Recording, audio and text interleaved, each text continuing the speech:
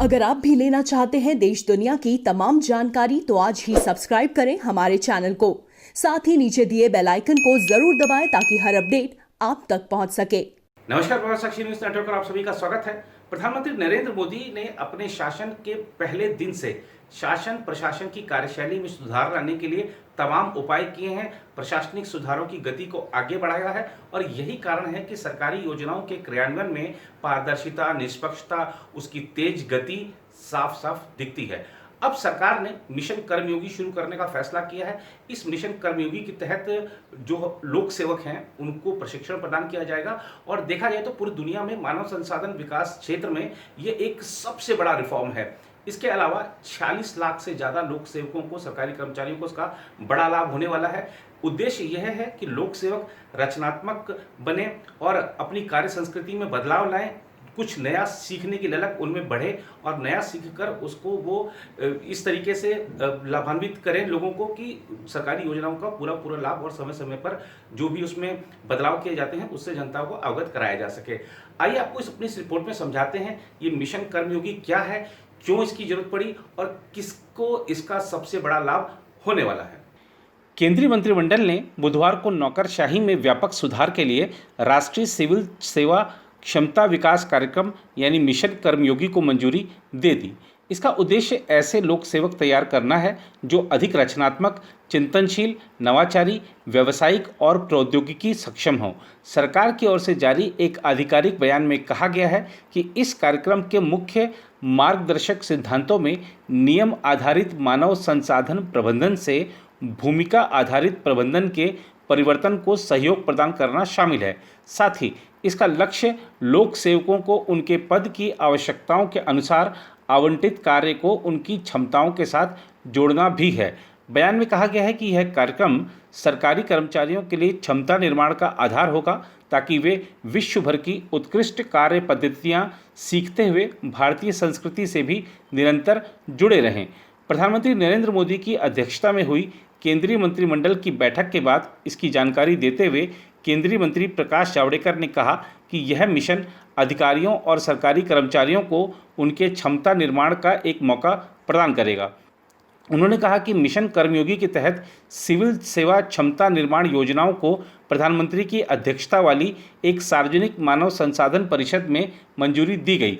प्रधानमंत्री की अध्यक्षता में चयनित केंद्रीय मंत्रियों, मुख्यमंत्रियों, प्रख्यात सार्वजनिक मानव संसाधन पेशेवरों, विचारकों, वैश्विक विचारकों और लोक सेवा प्रतिनिधियों वाली यह सार्वजनिक मानव संसाधन परिषद शीर्ष निकाय के तौर पर कार्य करेगी जो सिविल सेवा सुधार कार्य और क्षमता विकास को कार्यनीतिक दिशा प्रदान करेगी। जावड़ेकर ने कहा, प्रधानमंत्री नरेंद्र मोदी की अध्यक्षता में मंत्रिमंडल ने नियुक्ति के बाद एक बहुत बड़ा सुधार का फैसला किया है जिसमें अधिकारियों और कर्मचारियों को अपने प्रदर्शन में सुधार का एक मौका दिया जाएगा। उन्होंने कहा कि सरकार में मानव संसाधन विकास का यह सबसे बड़ा कार्यक्रम है। इस मिशन के संस्थागत ढांचे में प्रधानमंत्री की लोक मानव संसाधन परिषद, क्षमता निर्माण आयोग, डिजिटल परिसंपत्तियों के स्वामित्व और प्रचालन के लिए विशेष प्रयोजन संस्थाएं और ऑनलाइन प्रशिक्षण के लिए प्रौद्योगिकी मंच शामिल होगा। इसके अलावा कैबिनेट सचिव की अध्यक्षता में एक समन्वय इकाई भी इसके ढांचे में शामिल होगी। जावड़ेकर ने कहा कि पिछली बैठक में मंत्रिमंडल ने नियुक्ति से पहले की प्रक्रिया के लिए एक राष्ट्रीय भर्ती एजेंसी के गठन को मंजूरी दी थी। इसमें क्षमता निर्माण आयोग के गठन का प्रस्ताव है जो सहयोग और साझेदारी के आधार पर क्षमता निर्माण के प्रबंधन और नियमन में एक समान दृष्टिकोण सुनिश्चित करेगा। केंद्रीय मंत्री जितेंद्र सिंह ने इस अवसर पर कहा कि प्रधानमंत्री के हस्तक्षेप के बाद यह योजना लाई गई है। इससे कर्मचारियों के व्यक्तिनिष्ठ मूल्यांकन को समाप्त करने में मदद करेगा और उनका वैज्ञानिक तरीके से उद्देश्यपरक और समयोचित मूल्यांकन सुनिश्चित करेगा। केंद्रीय मंत्री जितेंद्र सिंह ने कहा कि मिशन कर्मयोगी कार्यक्रम लोक सेवा क्षमता निर्माण का एक राष्ट्रीय कार्यक्रम है जो नए भारत के नए भविष्य को तैयार करने के लिए सिविल सर्विस को बनाने में बेहद सफल होगा। उन्होंने कहा कि यह वास्तविक कर्मयोगी के रूप में सिविल सेवाओं को साकार रूप में देखने का एक प्रयास है जो भविष्य की चुनौतियों का मुकाबला करने के लिए सृजनात्मक, रचनात्मक, प्रोएक्टिव और तकनीकी रूप से सशक्त है।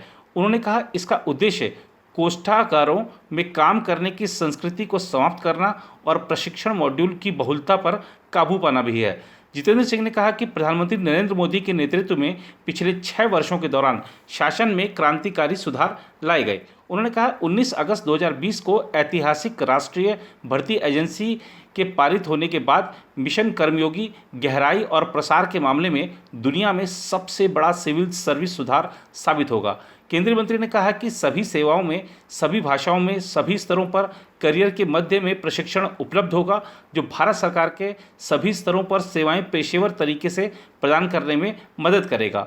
उन्होंने कहा नियम विशेष से लेकर भूमिका विशिष्ट, संस्थागत क्षमता निर्माण प्रशिक्षण, कौशल का निरंतर उन्नयन, साइलो में काम करने की संस्कृति को समाप्त करना इस सुधार प्रक्रिया की कुछ प्रमुख विशेषताएं हैं। जितेंद्र सिंह ने कहा कि मिशन कर्मयोगी का अंतिम उद्देश्य आम आदमी का जीवन आसान बनाना, व्यवसाय को सुगम बनाना और नागरिकों को केंद्र में रखना सुनिश्चित करना है, जो सरकार और नागरिकों के बीच की खाई को कम कर रहा है।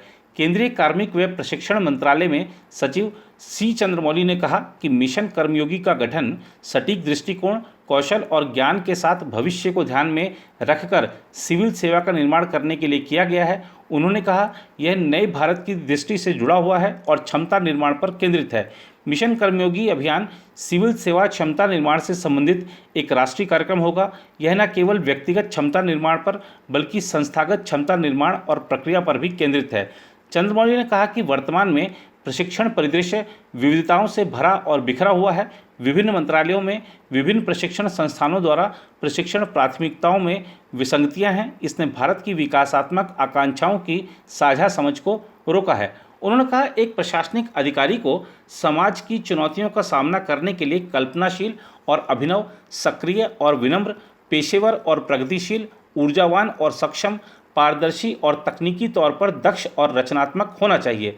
बयान के मुताबिक तकरीबन 46 लाख केंद्रीय कर्मचारियों के लिए बनाए जा रहे इस मिशन पर 2020-21 से 2024-25 तक 5 वर्ष की अवधि के लिए 510.86 करोड़ रुपए से अधिक धन खर्च किया जाएगा।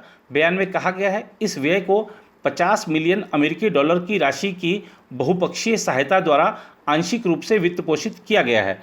प्रधानमंत्री मोदी ने इस अवसर पर कहा कि इस फैसले से सरकार में मानव संसाधन प्रबंधन की पद्धतियों में मूलभूत सुधार आएगा। उन्होंने सिलसिलेवार ट्वीट कर कहा सिविल सर्विस क्षमता निर्माण के लिए राष्ट्रीय कार्यक्रम मिशन कर्मयोगी सरकार में मानव संसाधन प्रबंधन कार्य प्रणाली में मौलिक सुधार करेगा। यह सरकारी कर्मचारियों की क्षमता बढ़ाने के लिए पैमाने और आधुनिक बुनियादी ढांचे का उपयोग करेगा। प्रधानमंत्री ने कहा IGOT प्लेटफॉर्म कार्य आधारित मानव संसाधन प्रबंधन और निरंतर ज्ञान के लिए परिवर्तन सक्षम करेगा। मिशन कर्मयोगी का उद्देश्य पारदर्शिता और प्रौद्योगिकी के माध्यम से भविष्य के लिए सरकारी कर्मचारियों को अधिक सृजनात्मक, रचनात्मक और नवोन्मेषी बनाना है। केंद्रीय गृह मंत्री अमित शाह ने भी ट्वीट कर कहा यह समग्र और विस्तृत योजना व्यक्तिगत के साथ साथ संस्थागत क्षमता के निर्माण पर केंद्रित होगी।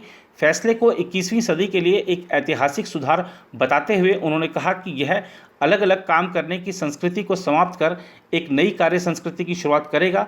अमित शाह ने कहा कि व्यवस्था में जवाबदेही और पारदर्शिता सुनिश्चित करने के लिए लक्ष्य आधारित और निरंतर प्रशिक्षण व्यवस्था से सिविल सेवक सशक्त व संवेदनशील बनेंगे।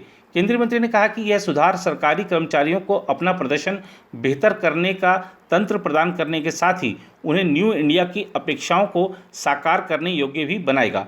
भाजपा अध्यक्ष जेपी नड्डा ने भी इसे भविष्यगामी सुधार करार देते हुए इसकी जमकर सराहना की। उन्होंने सिलसिलेवार ट्वीट कर कहा कि इससे लोक सेवकों की क्षमता में वृद्धि होगी, जवाबदेही और पारदर्शिता में सुधार होगा और वे बेहतर परिणाम दे सकेंगे। हाल ही में मंत्रिमंडल ने राष्ट्रीय भर्ती एजेंसी के गठन को मंजूरी दी थी और अपने आप में ये भी एक बड़ा रिफॉर्म था।